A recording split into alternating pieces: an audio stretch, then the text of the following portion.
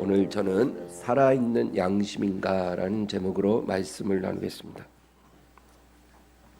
우리가 처음 예수님을 믿고 이제 교회를 다니게 되면은 이제 교회에서 성경 말씀을 많이 듣죠. 근데 그 말씀들 중에 정말 이해가 안 되는 그런 구절들도 있습니다. 그 중에 하나가 고린도후서 5장 17절입니다. 우리 한번 읽겠습니다. 그런즉 누구든지 그리스도 안에 있으면 새로운 피조물이라. 이전 것은 지나갔으니 보라 새 것이 되었도다. 너무 좋은 말씀이죠. 예수 그리스도 안에 있는 사람은 새로운 피조물이 됐다는 것입니다. 완전히 새롭게 됐다는 거예요. 그런데 그 말씀이 와닿지를 않습니다. 별로 변한 게 없거든요. 뭐 내가 교회 안 다니다가 교회를 다니게 된 거는 달라졌지만 뭐 그 외에는 별로 달라진 게 없는 것 같아요. 술을 좋아하는 사람 뭐 여전히 술을 먹고요. 뭐 세상 오락을 좋아하는 사람이 교회 다닌다고 그런 게 뭐 하루 아침에 갑자기 뭐 안 좋아지는 것도 아니고요. 별로 달라지는 게 없는 것입니다. 여러분, 사람이 예수님을 믿게 되면 즉시로 변화되는 것이 그 사람의 영입니다. 영이 변화됩니다. 근데 이 영이 변화될 때 우리가 그것을 잘 인지하지 못합니다. 사람은 영과 혼과 육으로 되어 있잖아요. 근데 우리가 제일 잘 느끼는 것이 육입니다. 그래서 뭐 조그만 가시 하나 박혀도 아프잖아요. 그렇죠? 우리 육의 변화는 우리가 아주 민감합니다. 아침에 일어나서 거울을 봤는데 뭐 얼굴이 뭐니 부었네. 우리가 아주 민감하죠. 오늘 컨디션이 안 좋은 것 같아. 몸이 무거워. 그 다음에 우리가 또 느끼는 것이 이제 우리의 혼, 우리의 마음이죠. 오늘 내 마음이 좀 우울해. 오늘 마음이 좀 무거워. 우리가 그런 것도 느낍니다. 그런데 우리 마음속 가장 깊은 곳에 자리하는 것, 그것이 우리 영이거든요. 근데 그 영의 변화는 우리가 잘 못 느끼는 것입니다. 근데 우리가 예수님을 믿으면 그 즉시로 거듭나고 변화되는 게 영인 것입니다. 우리가 새로운 피조물이 됐다는 것은 새 영이 됐다는 거죠. 그래서 우리 영에 성령께서 들어와 주시는 것입니다. 그래서 새 영이 되는 거예요. 그런데 우리는 그것을 잘 느끼지 못하는 것입니다. 우리 마음이나 우리 몸은 달라지지 않거든요. 그래서 내가 어떻게 달라진 거지? 내가 왜 새로운 피조물이 된 거지? 나 잘 모르겠는데 우리가 이런 생각이 드는 것입니다. 그런데 여러분, 우리의 이 영이 바로 거듭나는 거고요. 우리의 마음은 바로 변화되는 게 아니라 우리가 거듭난 다음부터 새 영이 된 다음부터 서서히 변화가 되는 것입니다. 우리의 마음이. 우리 일평생 우리 마음이 변화를 받는 것입니다. 그래서 우리의 생각도 변화되고 우리의 가치관도 변화되고 우리의 생활 방식, 우리의 생활 습관 이런 모든 게 나쁜 것이 좋은 것으로 속된 것이 거룩한 것으로 조금씩 변화되어 가는 것입니다. 그래서 이 혼의 변화는 일평생 일어나는 것이고요. 그럼 육의 변화는 언제 일어나냐? 부활의 날에 우리의 육신이 변화됩니다. 그래서 그리스도 안에서 돌아가신 분들은 그 영혼이 이제 편안한 곳에 있다가 부활의 날에 부활의 몸을 입는 것입니다. 또 그리스도의 날에 살아있는 자들은 그 상태로 변화되는 것이죠. 예수님이 재림하실 때 그때 우리가 변화될 것입니다. 그래서 우리의 몸은 그때까지는 변화되지 않습니다, 여러분. 예수 안 믿던 사람이 예수 믿었다고 뭐 갑자기 몸이 달라지고 뭐 병이 낫고 그러지는 않아요. 하나님의 은혜로 병을 고쳐주실 수 있지만 근본적으로 우리 몸은 변화되지 않습니다. 언제 변화될까요? 부활의 날, 재림의 날에 우리의 육체가 새 몸으로 변화되는 것입니다. 로마서 8장 23절 보겠습니다. 그뿐 아니라 또한 우리 곧 성령의 처음 익은 열매를 받은 우리까지도 속으로 탄식하여 양자될 것 곧 우리 몸의 속량을 기다리느니라. 우리 몸의 속량을 기다린다는 것은 우리 몸이 아직 온전히 구원받지 못했다는 것입니다. 우리가 구원받고 거듭난 것은 우리의 영이죠. 그래서 우리가 하나님의 아들이 된 것입니다. 그러나 우리 몸은 아직 속량받지 못했습니다. 그래서 그날을 기다립니다. 예수님이 다시 오신 날에 우리 몸이 변화될 때 우리 몸도 구원을 받게 되는 것입니다. 그래서 우리는 영적으로는 거듭났으나 우리 몸은 그대로이기 때문에 우리 몸과 계속 끊임없는 갈등을 겪게 되는 것입니다. 내 영은 하나님 뜻대로 살고 싶은데 우리 몸은 자꾸 옛날 습관대로 살고 싶어 해요. 그래서 우리 안에서 전쟁이 일어나는 것입니다. 고린도후서 5장 2절 읽겠습니다. 참으로 우리가 여기 있어 탄식하며 하늘로부터 오는 우리 처소로 덧립기를 간절히 사모하노라. 하나님 자녀들이 이 세상에 살면서 항상 기뻐하고 감사하지만 또 탄식도 합니다. 왜 탄식을 할까요? 우리 몸이 아직 구원받지 못했기 때문에 탄식이 나오는 거예요. 그래서 하늘로부터 오는 우리 처소로 덧립기를 간절히 기다린다는 것입니다.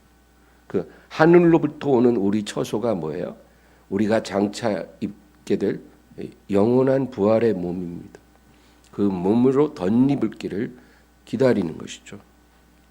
우리의 혼도 마찬가지입니다. 로마서 12장 2절. 너희는 이 세대를 본받지 말고 오직 마음을 새롭게 함으로 변화를 받아 하나님의 선하시고 기뻐하시고 온전하신 뜻이 무엇인지 분별하도록 하라. 이 말씀이 믿지 않는 자들에게 하시는 말씀이 아니고 교회 안에 믿는 자들에게 하시는 말씀이에요. 근데 뭐라 그러시냐면 너희는 이 세대를 본받지 말라는 것입니다. 그러니까 예전에 너희가 가던 길로 다시는 돌아가지 말라 그겁니다. 너희가 이전에는 이 세대를 본받아서 그 길로 가지 않았느냐. 예, 세상 사람들이 가던 그 길로 가지 말고 오직 마음을 새롭게 함으로 변화를 받으라는 것입니다. 이 마음이 우리의 혼입니다. 우리의 혼은 우리의 정신, 우리의 마음입니다. 너희 마음을 새롭게 함으로 변화를 받으라는 거예요. 우리가 예수님 믿고 우리 마음이 이미 새로워졌으면 이렇게 말할 이유가 없죠. 우리가 예수님 믿고 거듭난 것은 우리의 영이지 우리의 마음이 아닙니다. 우리 마음은 여전히 더럽고 여전히 추하고 여전히 거짓말하고 여전히 악합니다. 그러니까 너희 마음을 새롭게 함으로 변화를 받아야 된다는 거예요. 우리가 이렇게 변화를 받기 위해서 우리를 도와주시기 위해서 성령께서 우리 안에 와주신 거죠. 그러나 우리도 이러한 변화를 원해야 하는 것입니다.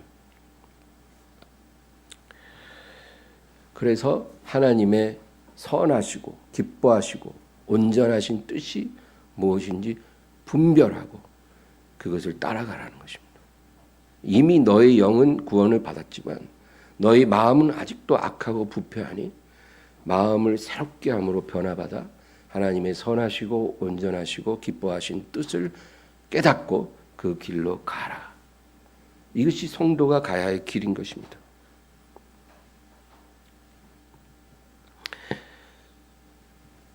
거듭난 영이 마음을 다스리게 하고 또 변화된 마음이 육체를 다스리게 하는 것. 이것이 성도가 살아야 될 삶이고 이 거룩한 삶입니다. 우리가 거룩하게 살아야 한다 그렇게 말하잖아요. 그게 뭡니까? 그냥 주일 되면 교회 오는 겁니까?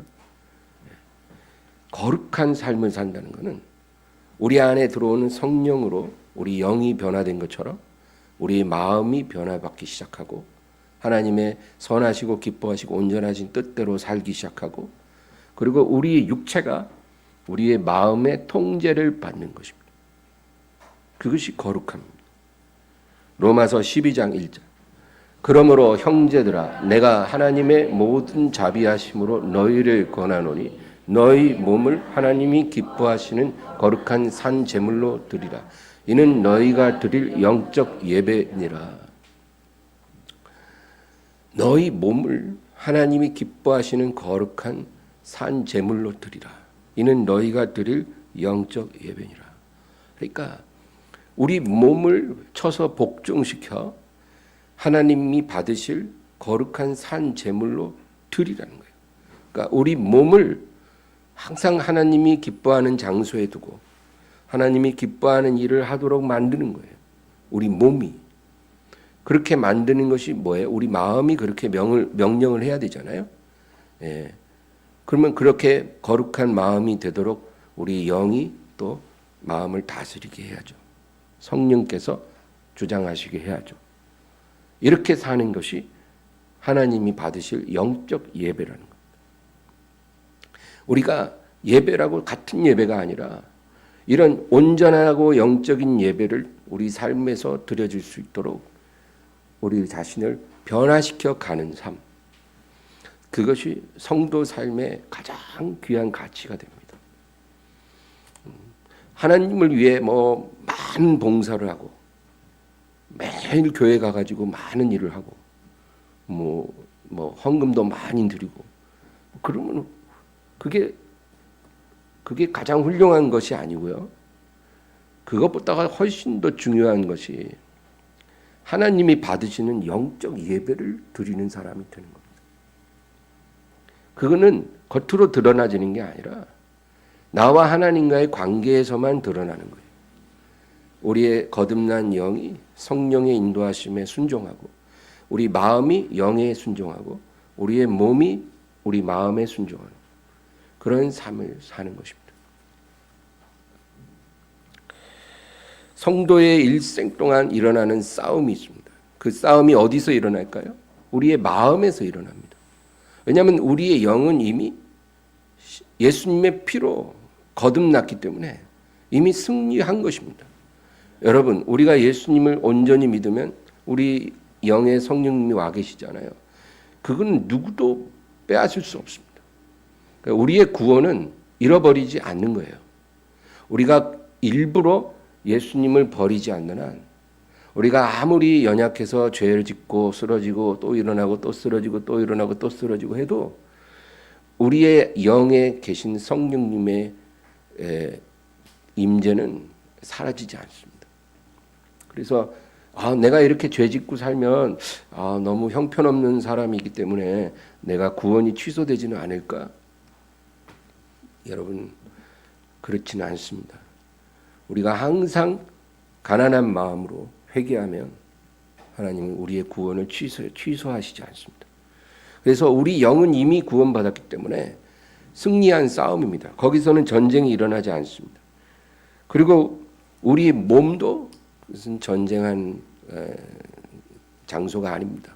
우리의 싸움은 혈과 육의 싸움이 아니라 그랬잖아요. 우리가 근육을 단련하고 무기를 가진다고 그렇게 해서 싸울 수 있는 싸움이 아니라는 거죠. 그러면 어떤 싸움입니까? 우리 마음에서 날마다 일어나는 싸움인 것입니다. 우리 마음이 우리 영에 복종하면 승리하는 것이고 우리 육체에 굴복하면 패배하는 것입니다. 그래서 우리 마음이 날마다 이 전쟁터에 나갑니다. 여러분, 내 안에 계신 성령의 음성에 순종할지 아니면 내 육체가 원하는 대로 내가 따라갈지 우리는 매일매일 선택해야 하는 것이죠. 그것이 마음에서 일어나는 싸움입니다. 우리의 힘으로는 이 싸움을 절대로 이길 수가 없습니다. 우리 힘으로는 못 이겨요. 여러분, 430년 동안 애굽에서 노예 생활하던 이스라엘이 그 430년이면 몇 대를 걸쳐서 노예 생활을 했다는 거 아니에요? 철저하게 뼛속까지 노예 근성이 스며드는 것이죠. 그런 이스라엘 백성이 자기들을 쫓아오는 바로의 군대를 이길 수 있습니까? 못 이깁니다. 싸우기 전에 다 무너져요. 패배 근성이 가득합니다. 못 이겨요. 자기들 힘으로는.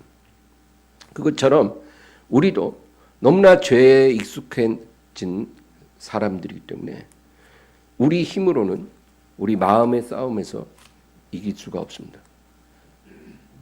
뭐 가끔 보면 뭐 그런 누가 뭐 누구 어떤 돈을 도둑질했다. 뭐 100만 원을 누가 도둑질했다 그러면 우리가 아유 저러면 안 되지 이렇게 욕하지만 우리도 뭐 돈 10억 원이 막 생길 것 같으면 마음이 흔들린다는 거죠. 예. 그러니까 우리는 죄에 흔들리고 무릎 꿇는 그런 존재이기 때문에 우리 힘으로는 이 마음의 싸움을 이길 수가 없습니다. 아마 자신이 있으시면 해보십시오. 못 이기게 될 것입니다. 그런데 우리 안에 우리의 싸움을 도와주시는 성령께서 계시기 때문에 우리가 우리 마음 속의 싸움에서 이길 수가 있습니다. 애굽의 군대가 쫓아올 때 여러분 이스라엘 백성이 도망가잖아요. 근데 그 앞에 바다가 있는데 그 바다가 갈라지게 되었어요. 그리고 그 바다에 갈라진 길로 가는데 애굽 군대가 더 빨리 쫓아와요. 철병거로 쫓아옵니다. 근데 그 이스라엘을 인도하는 구름 기둥이 뒤로 옮겨졌다고 성경에 나와요. 앞에 가던 구름 기둥이 뒤로 옮겨져서 이스라엘 백성과 애굽 군대 사이에서 그 군대가 따라잡지 못하도록 계속 방해한다는 거예요. 그리고 그 마차의 바퀴가 막 벗겨지고 난리도 아니에요. 그러니까 애굽 군대가 따라잡을 수가 없어요. 그래서 이스라엘 백성이 바다 가운데 길로 착 건너고 나서 애굽 군대가 들어선 뒤에 비로소 홍해물이 덮친 것입니다. 그럼 그 구름 기둥이 이스라엘 백성을 보호해 줬잖아요. 그 싸움에서 이길 수 있게 해줬잖아요. 그 구름 기둥이 상징하는 것이 성령이십니다. 그러니까 우리 성도의 삶도 마찬가지예요. 우리가 우리 마음속에서 벌어지는 죄와의 싸움에서 우리 힘으로는 절대 못 이기지만 성령께서 도와주시면 능히 이깁니다.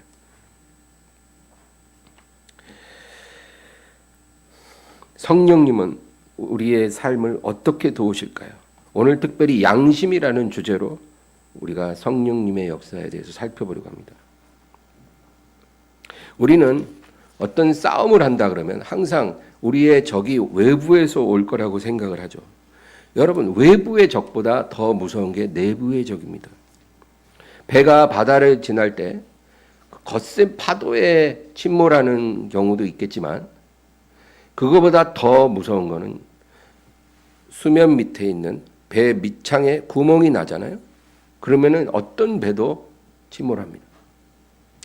수면 위에 그 파도 때문에 배가 뒤집어지는 것보다도 더 무서운 게 수면 아래에 배 밑부분에 구멍 난 것이 더 치명적이에요. 일단 배 밑바닥에 구멍이 나잖아요. 그러면 그 배는 침몰하게 되어 있습니다. 아무리 바다가 잔잔해도 소용없어요. 침몰합니다. 이게 말하는 게 뭐냐? 외부의 적보다 내부의 적이 더 무섭다는 것입니다. 모든 싸움이 그렇습니다. 그래서 자기 마음을 다스리는 것은 산성을 빼앗는 것보다 더 어려운 일이라고 잠언에도 그런 구절이 있죠. 다윗이 무너진 것은요. 그 다윗이 일평생에 피를 흘렸잖아요. 자기를 둘러싼 그 수많은 외부의 적들 때문에 무너진 적은 한 번도 없습니다. 골리앗과의 싸움에서도 다윗은 이겼습니다. 어떤 외부의 적도 다윗을 무너뜨리지 못했어요. 근데 언제 무너졌습니까?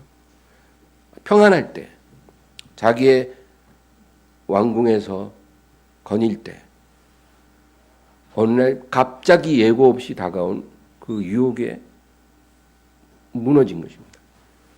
다윗도 꿈에도 예상하지 못했을 거예요.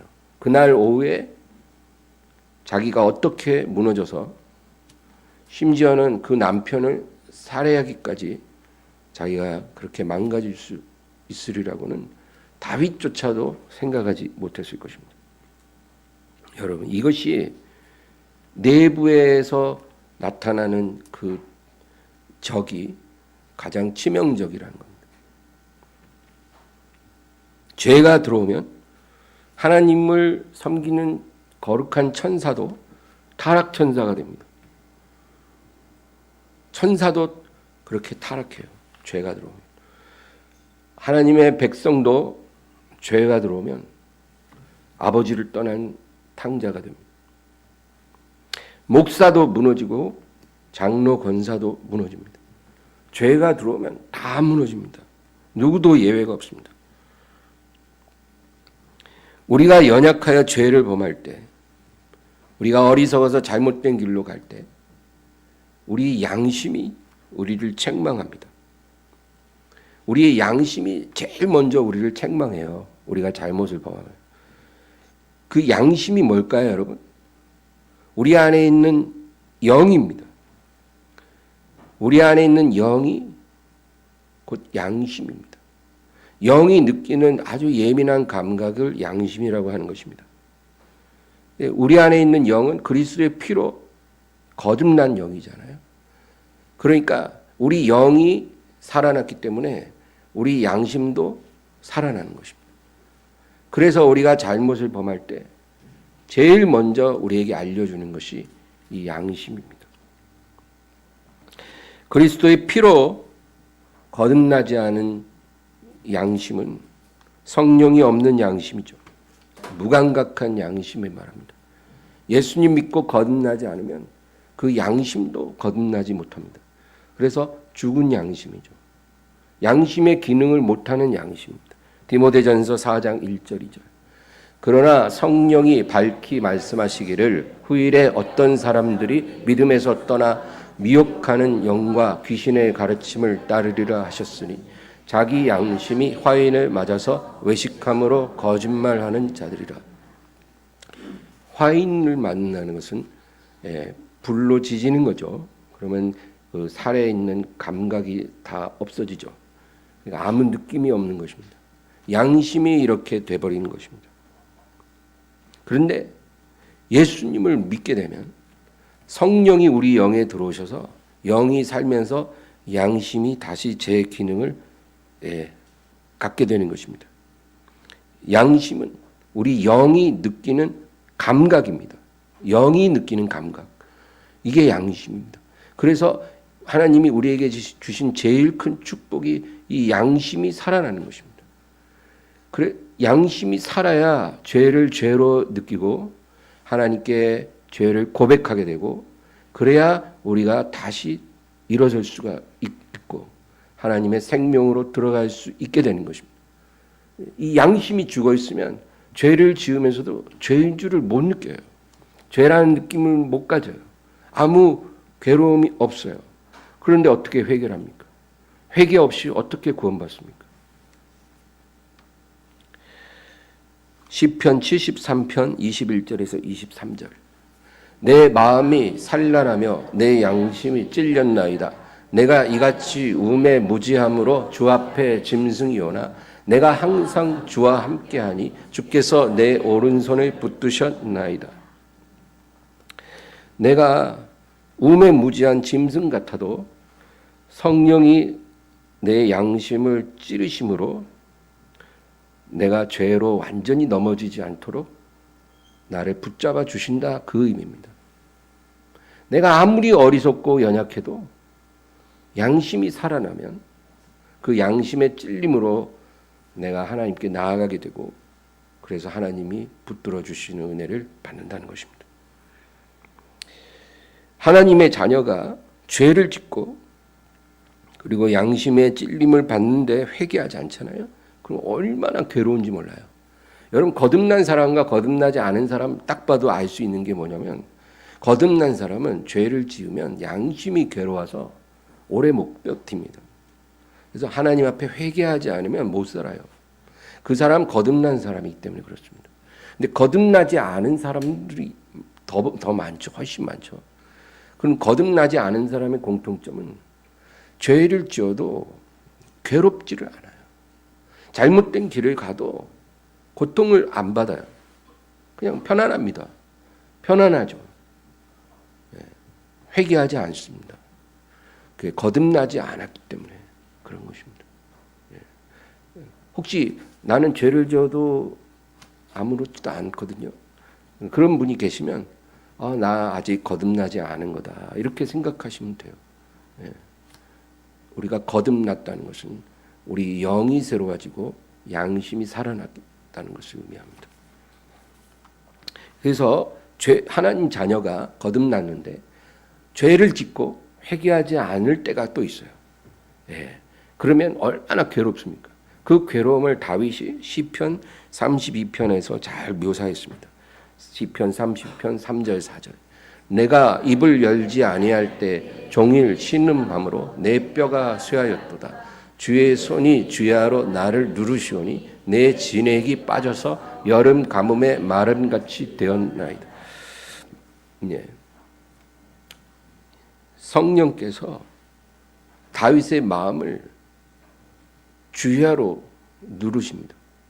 주의 손이 주야로 나를 누르신다는 건 성령께서 내 양심을 계속 누르신다는 거예요. 그래서 내가 그 고통에 진액이 다 빠져서 여름 가뭄에 말라 비틀어진 논처럼 돼버렸다는 거예요. 내 심령이. 물된 동산으로 살아야 되잖아요. 근데 가뭄에 완전히 말라서 다 갈라진 논처럼 된 거예요, 마음이. 어떻게 삽니까? 못 살아요. 너무 힘들어요. 내가 종일 신음함으로 내 뼈가 다 쇠했다는 거예요. 내 양심이 너무 괴로우니까 내 정신도 산란해지고 내 몸도 내 뼈도 쇠해지는 겁니다. 하나님이 우리를 이렇게 다루시는 것은 은혜입니다, 여러분. 우리를 정죄하고 심판하는 게 아니라 회개하고 다시 일어서라는 거예요.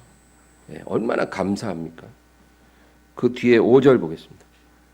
내가 이르기를 내 허물을 여호와께 자복하리라 하고 주께 내 죄를 아뢰고 내 죄악을 숨기지 아니하였더니 곧 주께서 내 죄악을 사하셨나이다.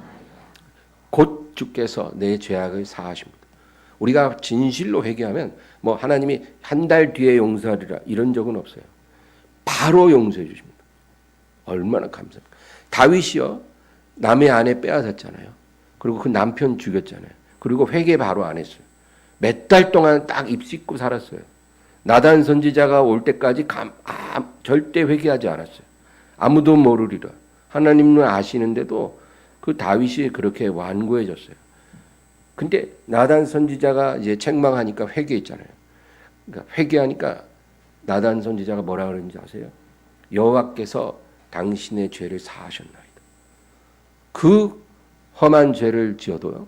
진실되게 회개하면 즉시로 용서해 주셔요. 용서는 해 주시지만 이 죄의 징계를 받는 거죠. 그러나 죄의 심판이 아니라 징계예요. 죄의 심판을 받으면 다 사형이에요, 여러분. 네, 하나님이 우리를 새롭게 빚기 위해서 적당히 징계하시는 거예요. 그래서 어떻게 하십니까? 당신과 이 밧세바 사이에 생긴 아이가 죽으리라. 그것이 징계였던 거죠. 다윗을 사랑하시는 하나님의 사랑의 매입니다. 만약에 우리가 회개하고 징계를 안 받으면 우리는 변화되기가 어려워요. 하나님이 우리를 너무나 잘 아시기 때문에 그 징계를 통해서 우리가 죄를 멀리하도록 도와주시는 것입니다.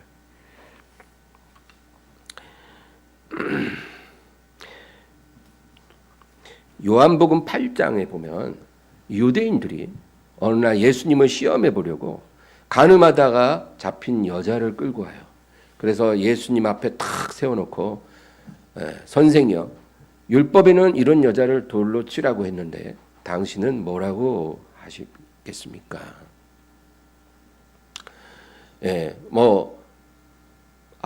그냥 집에 돌려보내라 이러면 율법을 무시하는 것이 되고요. 율법에서 돌로 치라 했으면 쳐야지. 이러면 예수님을 따르는 그 수많은 죄인들이 다 예수님께 실망하고 돌아갈 상황. 그러니까 이렇게 해도 안 되고 저렇게 해도 안 되는 거예요. 예수님을 아주 그냥 뭐랄까 난처하게 만들려고 그렇게 한 거예요. 그러니까 예수님이 갑자기 땅에다가 뭐라고 말하고 막 쓰잖아요. 그게 뭐예요? 그 둘러싼 남자들이 근래에 지은 아주 추악하고 아주 부끄러운 그 은밀한 죄들 있잖아요. 그 남자들이 짓는 은밀한 죄. 그런 죄를 이름 쓰고 죄 쓰고 이름 쓰고 죄 쓰고 그러니까 이제 자기 이름과 죄가 딱 쓰여진 사람은 아주 그냥 심장이 내려앉는 것 같은 거예요. 그거 보고. 그래서 뒷걸음질 쳐서 돌아갑니다. 하나씩 하나씩. 한 명도 안 남을 때까지 끝까지 안 돌아가고 남아있으면 그 사람 이름 쓰고 또 은밀한 죄 쓰고 그러니까 결국은 너무 창피해서 다 돌아가게 하신 거예요. 너희 중에 죄 없는 자가 먼저 돌로 여자를 치라. 그리고 죄를 다 기록하니까 아무도 남지 않았습니다. 요한복음 8장 9절. 그들이 이 말씀을 듣고 양심의 가책을 느껴 어른으로 시작하여 젊은이까지 하나씩 하나씩 나가고 오직 예수와 그 가운데 섰는 여자만 남았더라. 여기 보면 이 남자들이 양심의 가책을 느꼈다는 거예요. 여러분, 이 사람들은 원래 양심의 가책을 느낀 사람들이 아닙니다. 이들이 만약에 그런 사람이었으면 이 여자를 끌고 오지도 않았어요. 자기들은 이 여자보다 더 추한 짓 막 하고 그랬으면서 뒤에서 어떻게 양심이 있으면 이렇게 하지 않죠. 근데 양심이 없으니까 이런 행동을 하는 거예요. 왜냐하면 내가 한 행동은 아무도 모르게 한 거고 이 여자는 현장에서 잡았기 때문에 정죄해서 죽일 수 있다. 이런 마음입니다.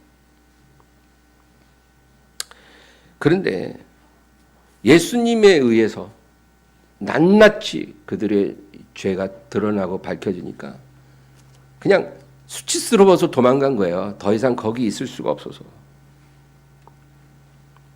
우리가 이 세상에 사는 동안 하나님께 죄를 짓잖아요. 그러면 우리 영에 들어와 주신 성령께서 우리 양심에 글을 쓰십니다. 우리가 죄를 범할 때 성령께서 우리 양심에다가 글을 쓰세요. 우리가 어떤 잘못을 했는지. 사람들은 우리가 지은 죄를 모를 수 있죠. 그런데 내 양심이 고통을 느끼게 하시는 것입니다. 이게 은혜예요. 이게 내 양심이 고통을 느껴야 그 죄를 고백하고 버리고 하나님께 돌아가는 겁니다. 우리가 이 세상에서 회개할 수 있는 게 제일 큰 은혜입니다, 여러분. 회개하면 구원받거든요. 살거든요. 근데 이 회개가 언제까지나 영원히 할 수 있는 게 아니라는 거예요. 이 구원의 문이, 회개의 문이 닫힌 날도 오는 것입니다. 그때는 이제 성령의 역사, 말씀의 역사가 사라집니다. 우리 양심에 글을 쓰시는 하나님의 은혜가 없어진 거예요. 문이 닫히면. 그때는 이미 양심의 책망을 받고 회개하고 거듭나고 변화된 거룩한 백성들은 다 주님께로 올라가고요. 이제 남아있는 사람들, 양심의 죽은 자들, 하나님의 책망을 거절한 자들, 이런 사람들이 남아있게 되는 거예요. 그러면 짐승의 마음을 갖게 될 것이다. 그렇게 성경이 말합니다. 전도서 3장 17, 18절. 내가 내 마음속으로 이르기를 의인과 악인을 하나님이 심판하리시니 이는 모든 소망하는 일과 모든 행사의 때가 있음이라 하였으며 내가 내 마음속으로 이르기를 인생들의 일에 대하여 하나님이 그들을 시험하시리니 그들이 자기가 짐승과 다름이 없는 줄을 깨닫게 하려 하심이라 하였노라. 지금은 선인과 악인이 섞여 살죠. 그리고 하나님이 구원의 문을 열어놨어요. 누구든지 양심의 책망에 귀 기울이고 하나님께 나오면 구원받아요. 그러나 이제 문이 닫히잖아요. 그러면 남아있는 사람은 자기가 짐승과 다르지 않다는 것을 하나님이 알게 하실 것이다. 잠언 12장 1절. 훈계를 좋아하는 자는 지식을 좋아하거니와 징계를 싫어하는 자는 짐승과 같으니라. 성령의 책망을 싫어하는 사람은 짐승과 같습니다. 누가복음 18장에는 바리새인과 세리의 기도가 있습니다. 예수님이 이 비유를 말씀하세요. 근데 바리새인 기도할 때 그 바리새인의 기도에는 회개가 없어요. 누가복음 18장 11절. 바리새인은 서서 따로 기도하여 이르되 하나님이여 나는 다른 사람들 곧 토색, 불의, 간음을 하는 자들과 같지 아니하고 이 세리와도 같지 아니함을 감사하나이다. 감사는 하는데 회개가 없어요. 이게 바리새인의 특징이에요. 바리새인은 회개하지 않는 사람이 바리새인. 그가 어떻게 살든지 간에 회개가 없다면 바리새인이 된 거예요. 우리 삶도 마찬가지. 내 기도 속에 회개가 점점 사라진다면 여러분 조심하세요. 죄가 없어서 회개가 줄어드는 게 아니고요. 죄를 느끼지 못해서 회개를 안 하는 가능성이 훨씬 큽니다.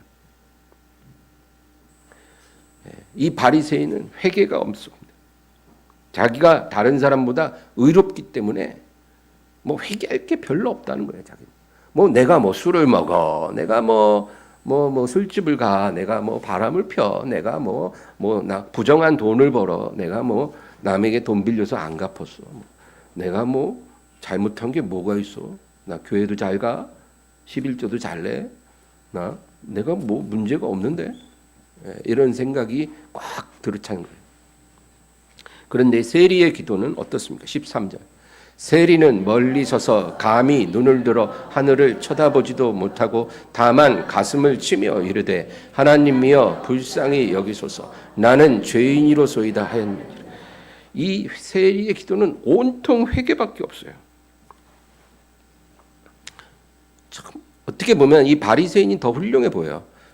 저 세리는 뭔 죄를 저렇게 졌길래 내내 회개만 하고 있냐? 뭐 감사도 없고 간구도 없고 그냥 회개만 주구장창하네. 죄 많이 지었나 보다. 누가 봐도 그럴 수 있죠. 또 직업이 세리잖아요. 그러니까 그 당시에는 뭐 직업만 봐도 죄인의 대명사예요. 그러니까 별 볼 일 없는 사람입니다. 거룩한 건 거리가 먼 사람이에요. 그런데 주님 뭐라 그러십니까? 14절. 내가 너희에게 이르노니 이에 저 바리새인이 아니고 이 사람이 의롭다 하심을 받고 그의 집으로 내려갔느니라. 무릇 자기를 높이는 자는 낮아지고 자기를 낮추는 자는 높아지리라 하시니라. 회개가 없다는 건요, 하나님 앞에 자기를 높이는 겁니다. 그게 우리가 회개를 안 한다는 건 내가 나를 하나님 앞에서 높이는 거예요. 요한 1서에도 그런 말씀이 있잖아요. 내가 죄 없다 하면 하나님을 거짓말하는 자로 만든다고. 하나님이 우리를 죄인으로 여기고 우리 죄를 용서하기 위해 외아들을 이 세상에 보내신 건데, 내가 의인을 부르러 온 것이 아니라 죄인을 부르러 왔노라. 죄인을 구원하기 위해 예수님이 십자가에 죽으시기까지 하셨잖아요. 그랬는데 내가 회개를 안 해요? 난 죄가 없어요? 그러면은 하나님 앞에서 나를 높이는 거죠. 그런 사람은 하나님이 낮춘다는 겁니다. 그러나 항상 회개하고 예수님의 보혈을 감사하는 사람은, 그 사람은 하나님 앞에서 자기를 낮추는 거예요. 겸손한 거예요. 그 사람을 하나님이 높여주시고 복 주십니다. 여러분, 근데 가끔 이제 우리가 회개를 하려고 해도 무슨 죄가 딱히 생각이 안 날 때도 있어요. 저도 그렇고 누구나 그럴 수 있어요. 뭐 어떤 잘못을 딱 저지르면 알겠는데 딱히 그렇지 않았을 때가 있거든요. 그러면 어떤 죄가 생각이 안 나요. 그렇다고 해서 내가 회개할 필요가 없는 게 아니거든요. 죄가 깨달아지지 않는 거지 지금. 회개할 필요가 없는 건 아니에요. 그럴 때 어떻게 하면 됩니까? 막 없는 죄까지 지어갖고 막 회개할 필요는 없죠. 그럴 때는 예수님의 보혈을 감사하고 찬양합니다. 예수님의 보혈은 죄인을 정결케 하는 능력이잖아요. 그러니까 그 보혈에 감사하고 찬양함. 하나님이 기뻐하십니다. 그래서 딱히 회개할 내용이 없으면 그 보혈을 찬양하세요. 오늘날 세상 사람들은 죄라는 것이 법을 어기는 거라고 생각합니다. 법을 어겨야 죄를 지었다고 생각을 해요. 그게 세상 사람들의 기준입니다. 그래서 법을 어기지 않으면 죄가 없어요. 죄인이 아니에요. 법을 어기지 않았기 때문에. 간음을 해도 법을 어기지 않거든요. 여러 가지 간음을 할 수 있지만 법을 안 어기고도 할 수 있잖아요. 그럼 죄인이 아니에요. 동성애를 해도 죄인이 아니에요. 도박을 해도 그 합법적으로 도박장에서 가서 했는데 죄가 아니죠. 합법적인 일이면 다 죄가 아니에요. 세상에서는. 믿는 사람들도 죄를 책망받는 것을 좋아하지 않습니다. 교회 와서 뭐 죄인을 회개하라 그러면 좋아라 하지 않습니다. 하나님의 위로만 받기를 원합니다. 근데 여러분, 하나님의 위로는요, 죄를 회개하는 사람에게 부어지는 위로입니다. 그게 하나님의 위로예요. 자기 죄를 자백하고 하나님 미쁘시고 의로우사 우리를 모든 불의에서 깨끗게 하시고 하나님의 사랑과 위로로 우리를 채워주시는 것입니다. 자기 죄를 용서받지 않고 잘못된 길을 돌이키지 않는 자에게 하나님의 위로를 주실 수가 없습니다. 하나님의 위로를 원하거든 하나님이 기뻐하는 길로 가야 합니다. 그래서 심지어는 바울이 그런 말도 하잖아요. 하나님의 은혜를 더하게 하려고 죄에 일부러 거하겠느냐? 그러면 안 된다는 거예요. 하나님의 은혜를 더 많이 받고 싶어서 죄를 많이 지어야지. 죄 많이 짓고 회개하면 은혜도 크게 안 듣는 거예요. 이런 식으로 하면 안 된다는 거죠. 그러면 안 되지만 그러나 우리가 아무리 죄를 미워하고 멀리해도 죄를 안 짓기는 어렵거든요. 그래서 항상 회개하고 예수님의 보혈을 찬양합니다. 하나님의 위로가 풍성하게 임합니다. 예레미야가 3장 39절에서 50절 좀 길지만 읽어보겠습니다. 살아있는 사람은 자기 죄들 때문에 벌을 받나니 어찌 원망하랴. 우리가 스스로 우리의 행위들을 조사하고 여호와께로 돌아가자. 우리의 마음과 손을 아울러 하늘에 계신 하나님께 들자. 우리의 범죄함과 우리의 반역함을 주께서 사하지 아니하시고 진노로 자신을 가리시고 우리를 추격하시며 죽이시고 긍휼을 베풀지 아니하셨나이다. 주께서 구름으로 자신을 가리사 기도가 상달되지 못하게 하시고 우리를 뭇나라 가운데서 쓰레기와 폐물로 삼으셨으므로 우리의 모든 원수들이 우리를 향하여 그들의 입을 크게 벌렸나이다. 두려움과 함정과 파멸과 멸망이 우리에게 임하였도다. 딸 내 백성의 파멸로 말미암아 내 눈에는 눈물이 시내처럼 흐르도다. 내 눈에 흐르는 눈물이 그치지 아니하고 쉬지 아니하며 여호와께서 하늘에서 살피시고 돌아보실 때까지니라. 이게 무슨 말이냐면 하나님의 자녀가 자기 죄로 인해서 하나님의 책망과 징계를 받을 때요, 하나님께서 하늘에서 살피시고 우리를 돌아보실 때까지 우리 눈의 눈물이 그치지 않게 하라는 것입니다. 하나님이 우리를 징계하실 때 하나님이 나에게 위로와 돌보심을 주실 때까지 우리 눈에서 눈물이 그치지 않게 하라. 49절 한번 보겠습니다. 내 눈에 흐르는 눈물이 그치지 아니하고 쉬지 아니하고 그렇게 하라는 거예요. 그게 하나님의 복받는 태도입니다. 아까 우리 특송 찬양에도 보면 나의 눈에 주의 눈물 채워주소서 그 가사 있잖아요. 그 가사처럼 그렇게 우리 눈에 눈물이 그치지 않게 하나님이 나를 돌아보실 때까지 그렇게 하라는 거예요. 그러면 하나님이 그 사람을 회복시키실 뿐만 아니라 더 놀랍게 높이십니다. 그게 하나님의 성품이에요. 우리가 죄를 짓고 낮아지잖아요.